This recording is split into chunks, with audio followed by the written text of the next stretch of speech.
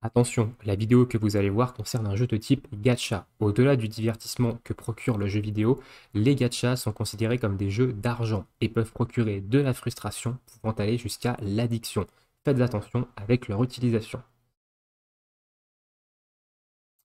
Et bonjour à tous, j'espère que vous allez bien. On se retrouve aujourd'hui sur Genshin Impact pour une petite vidéo bilan. On va faire le bilan de la 1.4. Alors oui, la mise à jour, je sais, n'est pas terminée. C'est un bilan que je fais quand même assez tôt avant la fin de la mage. Il reste encore au moins 2 semaines de mise à jour 1.4.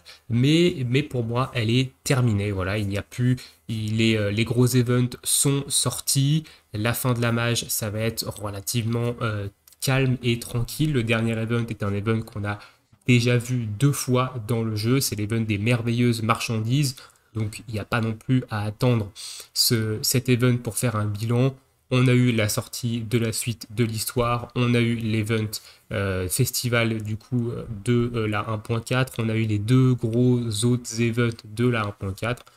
Donc il est temps évidemment de passer au bilan de cette petite mise à jour 1.4 qui pour moi a été une mise à jour centrée sur du lore. Elle n'a pas été énorme, on n'a pas eu de nouvelles zones, on n'a pas eu de nouveaux boss, mais on a eu quand même pas mal de lore dans cette mise à jour, notamment avec la suite de la quête histoire, avec évidemment la suite de Dainsleif qui nous a évidemment révéler plein de choses par rapport au lore du jeu. Ça a été vraiment très fourni en lore. Cette quête, elle était vraiment très bien.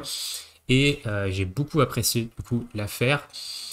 Et du coup, on va parler de cette mise à jour 1.4. Alors, la mise à jour 1.4, elle a débuté avec le festival des Alizés, donc le festival du printemps, tout simplement. Honnêtement, j'ai trouvé ça plutôt sympa, même s'il y avait certains mini-jeux qui étaient un peu lourds. Le jardin des secrets, c'était un petit peu chiant aussi. On va pas se le cacher, le fait que les mini-jeux soient aléatoires, des fois pour trouver son mini-jeu, bah, c'était compliqué hein, pour trouver le mini-jeu dont vous aviez besoin pour les quêtes. C'était un petit peu relou, mais c'était quand même sympa. Voilà. L'event 1.4 était sympa, il était plus court que le gros event de la 1.3, donc c'était plutôt intéressant à ce niveau-là. Mais voilà, la fête des Alizés, dans son ensemble, j'ai trouvé ça plutôt intéressant. Ensuite, on a eu évidemment l'event de l'arène des combats. Donc le combat des chefs, plutôt. Et donc le combat des chefs, honnêtement, c'était plutôt sympa. Maintenant, il manquait un peu de contenu. J'aurais préféré qu'ils mettent plus de combats plutôt qu'un combat par jour. Ça aurait été plus sympa plutôt que de faire un pauvre combat, surtout que les difficultés étaient quand même pas énormes. Alors évidemment, ça dépend de la box de, de chacun. Mais moi, j'ai tapé les extrêmes directement et j'ai pas des grosses teams, hein. Moi, je joue des teams qui n'ont aucune réaction élémentaire, donc à base de fischl physique, dégâts géo, etc. Et honnêtement, j'ai eu aucune difficulté à le faire, donc voilà. J'aurais aimé qu'il y ait un petit peu plus de challenge quand même, mais pourquoi pas? Pourquoi pas, après tout, c'était plutôt intéressant quand même comme concept. C'est dommage que ça reste pas indéfiniment. Ça aurait été cool que ça reste plus longtemps, que ce soit ce genre d'event en fait qu'on aimerait avoir un peu quotidiennement, on va dire, pour tester nos persos, donc avec des difficultés grandissantes, pour évidemment tester les capacités de nos persos.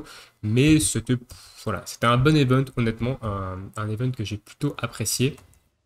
Et ensuite, on a eu la fin avec l'event de l'Océanie, donc on voit le petit Andorra ici, qui était franchement bien. Ça a ramené du lore, cet event-là. Alors, du lore par rapport à Fontaine, hein. Fontaine qui est la 5e région du jeu, qui est la région Hydro. On en apprend un petit peu plus sur les Océanides, notamment avec évidemment Rhodeia, hein, qui est l'Océanide qu'on connaît tous, qu'on affronte pour les matériaux d'élévation de personnages Hydro. Et du coup, on sait que les Océanides, ça vient de Fontaine, et ce sont les espions un peu de l'Archon Hydro, et que du coup, Rhodeia, c'est un peu de rebelle, hein, et qu'elle est partie de Fontaine parce que n'approuvait pas tout simplement la nouvelle direction de l'Archon Hydro, donc du nouvel Archon Hydro. Donc c'était plutôt intéressant d'avoir un petit peu de lore ici, et j'ai plutôt apprécié ça. Et la quête de Dainsleif, du coup la suite de la quête histoire qui est arrivée du coup lundi. Honnêtement, j'ai trouvé ça fabuleux. J'en ai parlé un peu en début de vidéo. J'ai trouvé cette quête histoire et ce lore juste magnifique. En fait, on a appris tellement de choses. On a vu notre jumeau. Donc moi, c'est la fille. Hein, donc j'ai pris le garçon. Donc moi, c'est Illuminé.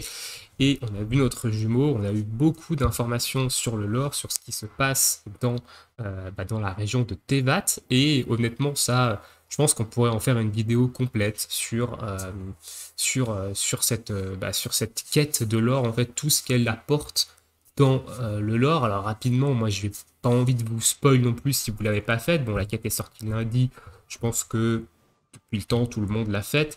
Ça nous apprend en fait tout simplement que notre jumeau a déjà fait le voyage qu'on est en train de faire. Donc a déjà parcouru les 7 régions de Tevat, a déjà vécu la plupart des événements que l'on que l'on voit en fait, donc il a déjà fait la plupart des événements qu'on traverse, et du coup, arrivé à la fin de son voyage, il s'est rendu compte qu'il y avait un problème avec les dieux, du coup, que en fait, Célestia, les dieux sont entre guillemets mauvais, et du coup, il s'allie à l'abîme pour détruire, évidemment, les dieux, et bah, son compagnon de route, c'était apparemment Dainsleif, tout comme nous, c'est Paimon, et bah, il ou elle, ça dépend, c'était Dainsleif, et du coup, Dainsleif, lui, a pas approuvé la décision qu'a pris notre jumeau, et du coup, c'est pour ça qu'aujourd'hui, il cherche à l'arrêter, il cherche à arrêter l'ordre de l'abîme, donc Dainsleif qui fait partie de la région de Khaenri'ah, Khaenri'ah qui est une ancienne civilisation humaine qui était sur le monde de Tevat il y a 500 ans, qui a été détruite du coup par les dieux,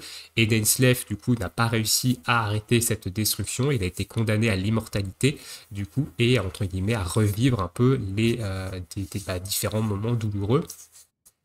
Et du coup, c'est pour ça qu'il veut détruire l'ordre des abîmes, il veut empêcher l'ordre des abîmes de détruire en fait tout simplement le monde de Tevat et de détruire les dieux et du coup empêcher notre jumeau de faire ça. Voilà un petit peu concrètement. Alors si j'ai oublié des choses, je pense que s'il y a des pros du lore qui passent par ici, corrigez-moi, mais je pense pas avoir oublié grand-chose. Et du coup, notre jumeau nous dit d'aller jusqu'au bout de notre voyage. Et on verra évidemment à ce moment-là ce que évidemment ce que les dieux réservent, etc. Et pourquoi il faut s'allier à l'abîme. Et voilà, alors est-ce qu'on va combattre un jour Dainsleif? Est-ce qu'on va combattre notre jumeau? C'est possible que le boss de fin, entre guillemets, ce soit notre jumeau pour le ramener à la raison. Évidemment, on a encore plusieurs années devant nous avant de voir le bout de ce voyage, parce qu'on veut bien faire le voyage que tu as fait, mais évidemment, il faudrait que MiYoYo il sorte la suite. Donc voilà, donc là, en vrai, cette quête, ce bout de lore, etc., enfin cet énorme bout de lore, ça m'a franchement hypé vraiment beaucoup pour la suite.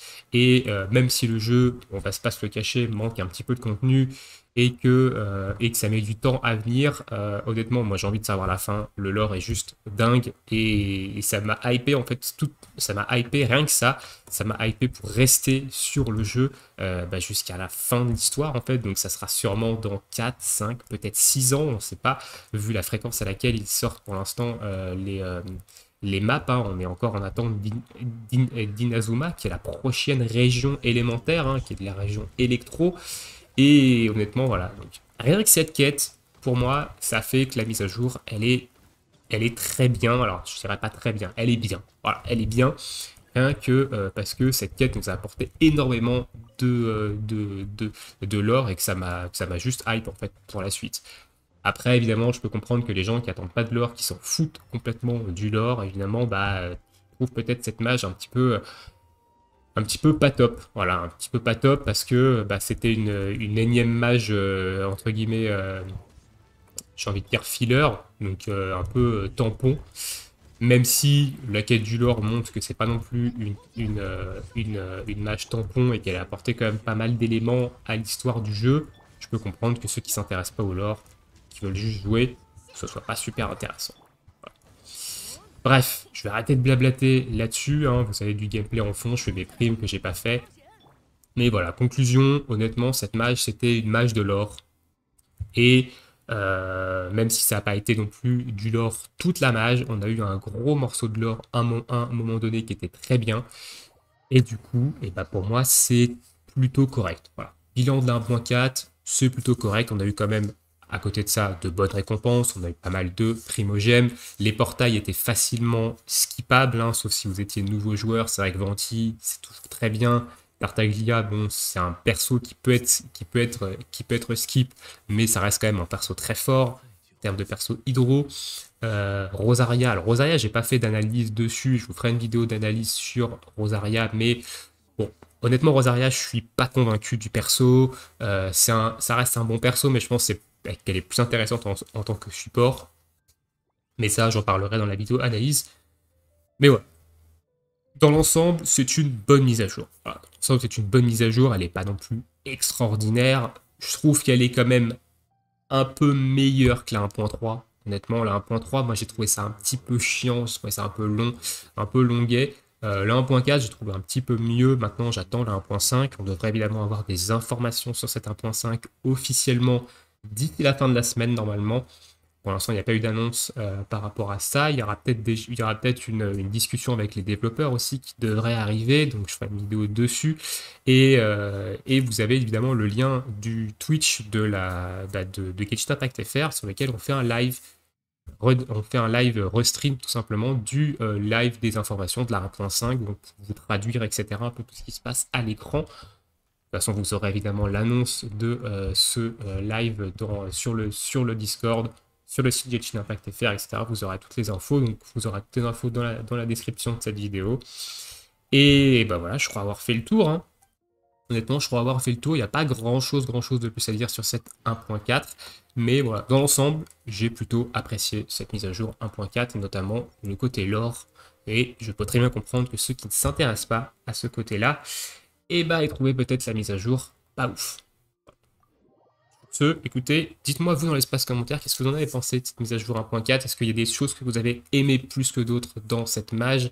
Est-ce que les récompenses des events, etc. vous ont satisfait? Alors en tant que free-to-play, en tant que petit cash-player comme moi, etc.